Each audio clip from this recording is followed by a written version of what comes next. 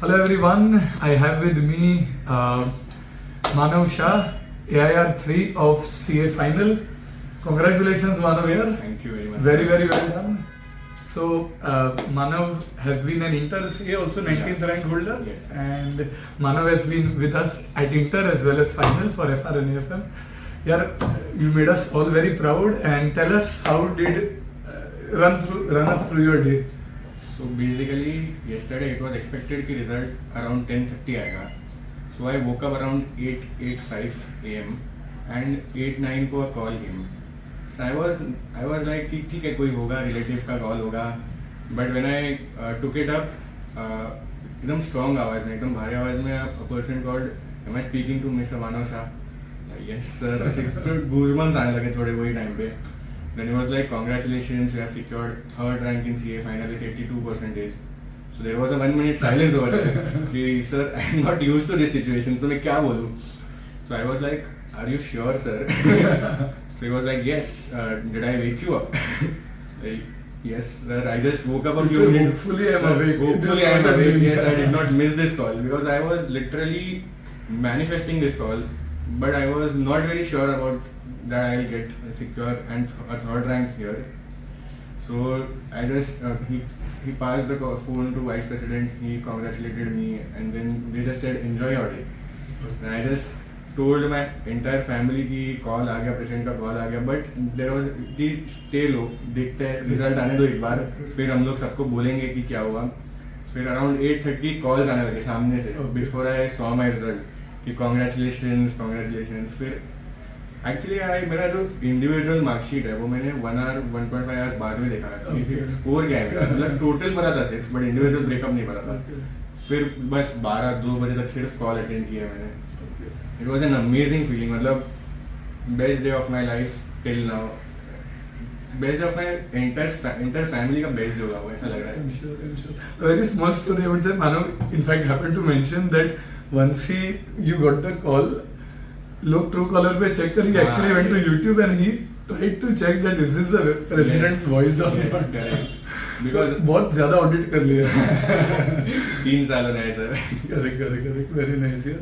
So tell me यार, you got I think FR में 89, AFM 95. Run us through your preparation, your books, your material, lectures. How did you manage? So I have done both of the subjects from the sir. So I am very interested in both of the subjects because finance is my key area. So from FR and AFM are the first 2 subjects I pick up every time when I start because it is my interest. मतलब ऐसा होता है ना कि जैसे आप interest से start करते हो तो आपका पेस अपने आप पिकअप होता है.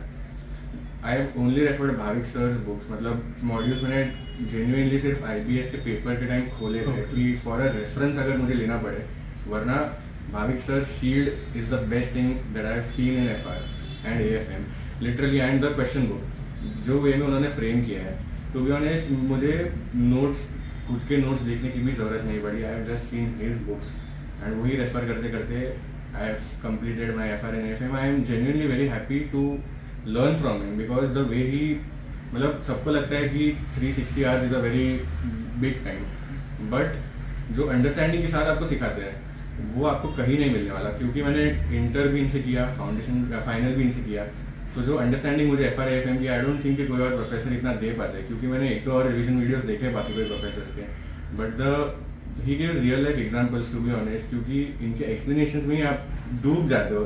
मतलब 360 hours भी, मतलब आप ऐसे 1-2 प्रोफेसर्स ही मिले जिनके लेक्चर्स खत्म होने के बाद थोड़ा ऐसे दर्द हुआ कि शिट FR and AFM हो गए, अभी दूसरे सब्जेक्ट्स पे जाना पड़ेगा. Good. I'm really happy. Thanks a lot. But all credit to your effort यार.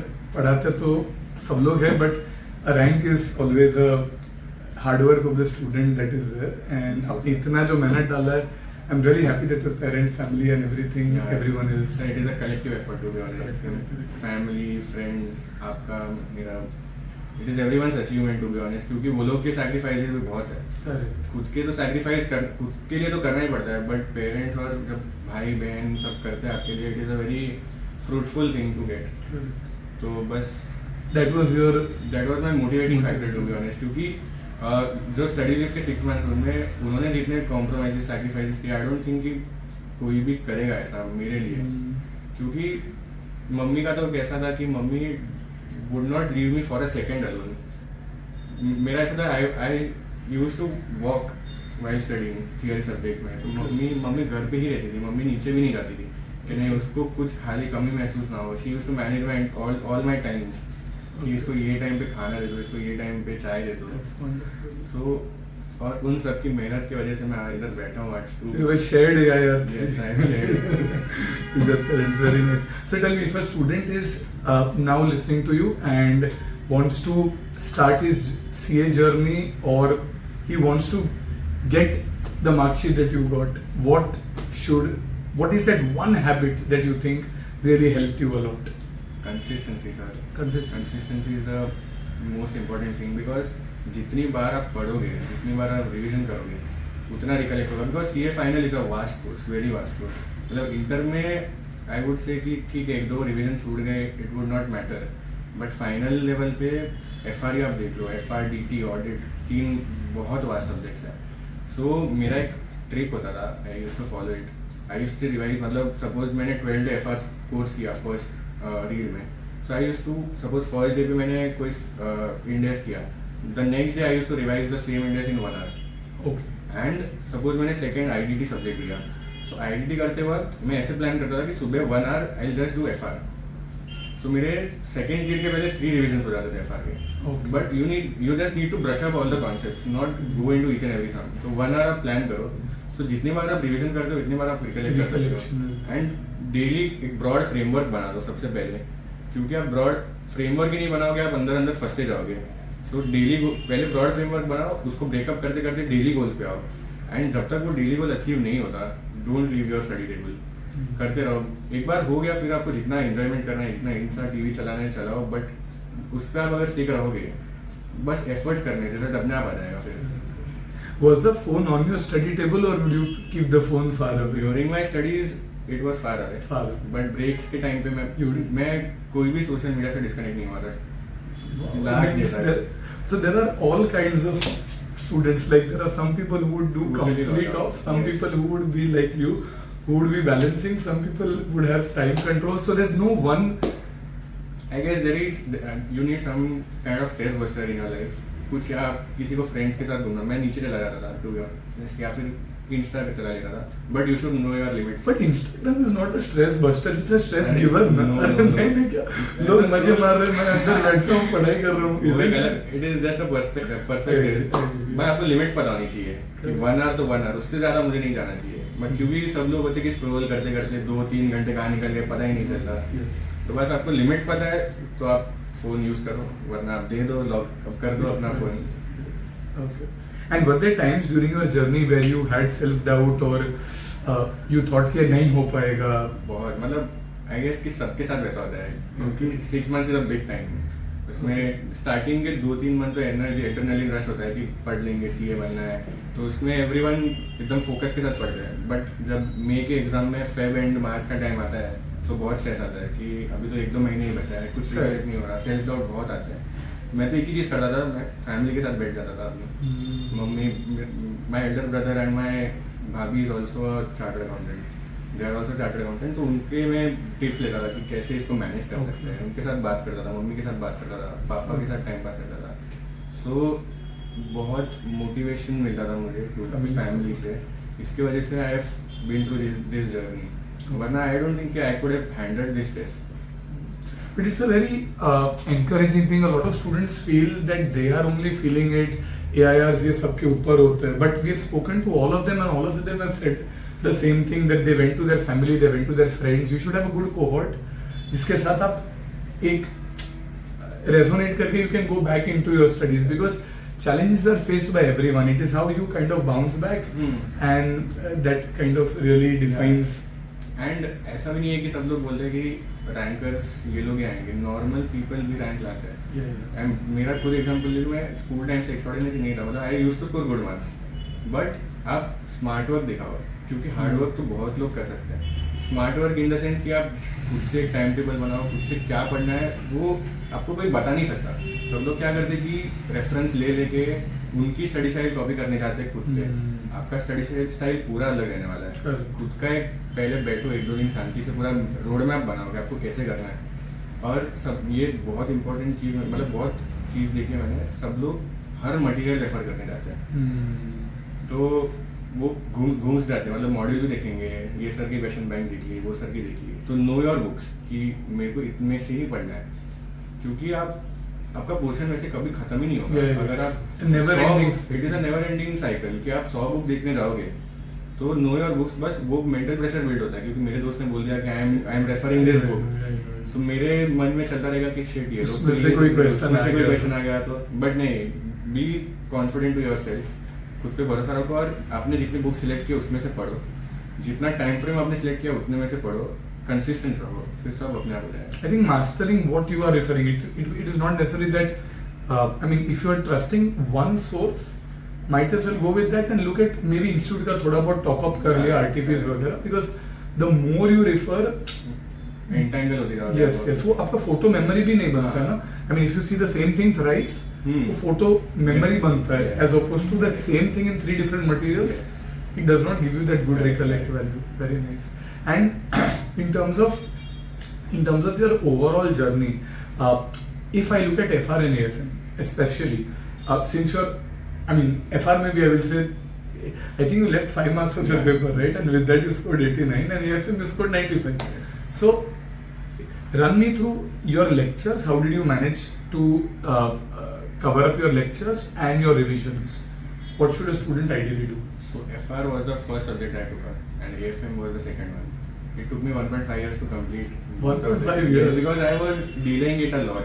Okay. It was my mistake. No one should do it, to be honest, because end में बहुत प्रेशर आता है कि lectures कब हुए नहीं, तो मैंने रिवीजन फर्स्ट सीधा स्टडी लीव में चालू किया, जो एक मेरी गलती थी क्योंकि तब सब रिकलेक्ट नहीं होता था मुझे।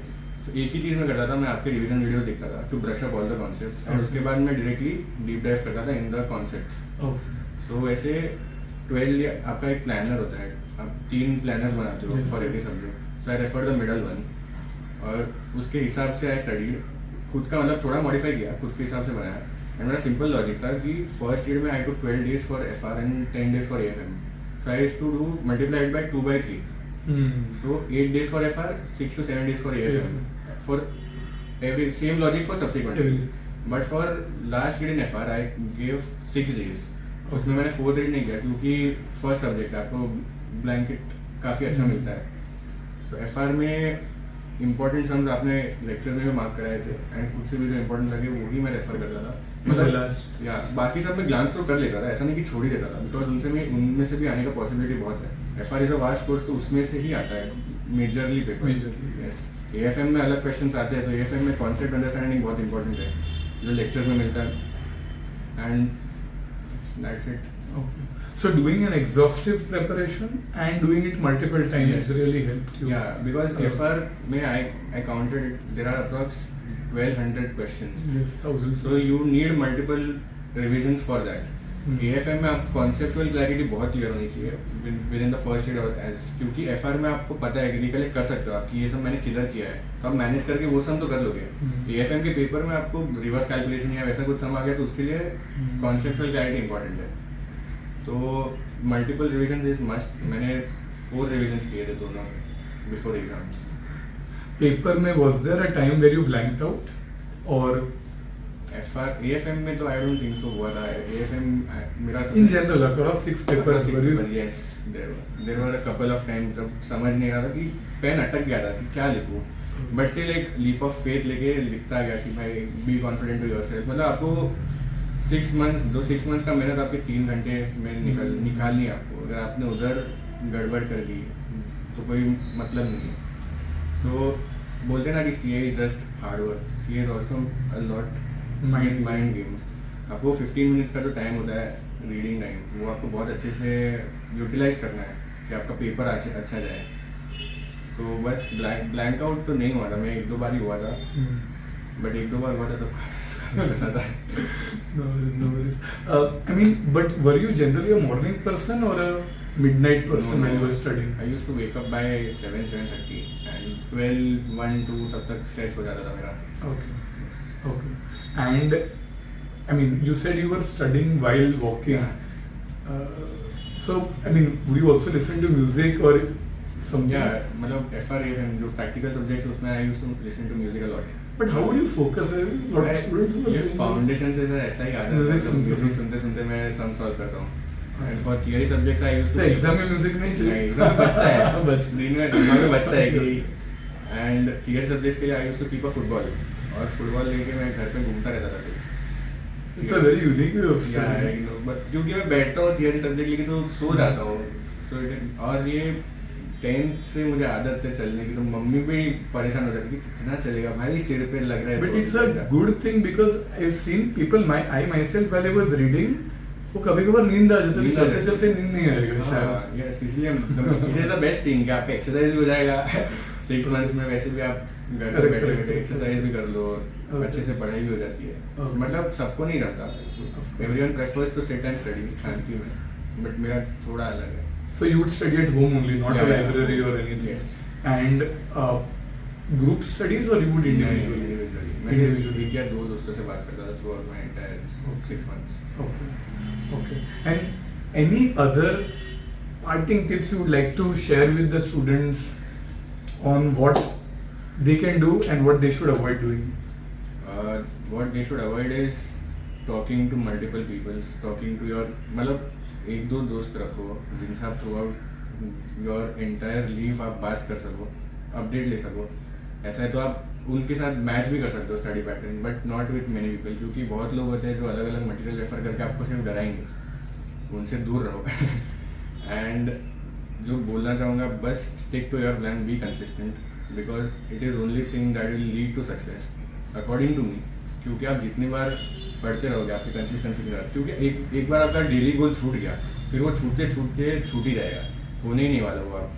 तो आप जितना कंसिस्टेंट रहोगे, आपके साथ सच्चाई से पढ़ोगे, don't expect good score, but गोल रखो कि मुझे इतना लाना है, मैं सफलता अपने आप मिलेगी. Yes, that is the only thing I guess. That's very powerful. And I mean, any motivation line or something that you had kept on your study table? अब ज़्यादा बैठ के पढ़ते नहीं हो, but my mom actually 4 charts बनाए थे, उसमें सब लिखा था, उसमें गुजराती में लिखा था, इंग्लिश में लिखा था. एंड 2 सब्जेक्ट मुझे नहीं पसंद, मतलब your mom should start mentoring your students. Actually, मतलब So what were the charts about? So 2 subjects में मैं वीक था, Okay. Audit and income tax. Okay. सबसे बोल्ड हैंडराइटिंग में लिखा था, I love audit and income tax. And CA में Face your fear. Yes, face your fear, कि तू जितनी बार खुद से रिकलेक्ट करेगा, तू जितनी बार देखेगा, तो मेंटली सबकॉन्शियसली तू कॉन्फिडेंट होगा. Correct. बहुत सारी लाइंस लिखी थी कि CA is a journey, it is not a one day thing, enjoy it, ऐसा बहुत कुछ लिखा था. एंड फिर एक जगह पे AIR ब्लैंक लिखा था Okay. कि you need to fill this. तो बस 4 चार्ट्स अभी तक घर पे लगे हुए हैं. That's Yes. You do send me a photo about that. That's Correct. very nice. Definitely, sir. Yes. Thank you very much, Manav. Thank you, sir. Thanks for the time and all the advice Sure. that you gave. And I wish you all the luck, all the success, and I'm sure you're going to shine very bright. Thank Good you luck. very much, sir. Thank you very Chalo, much. bye-bye. Yes.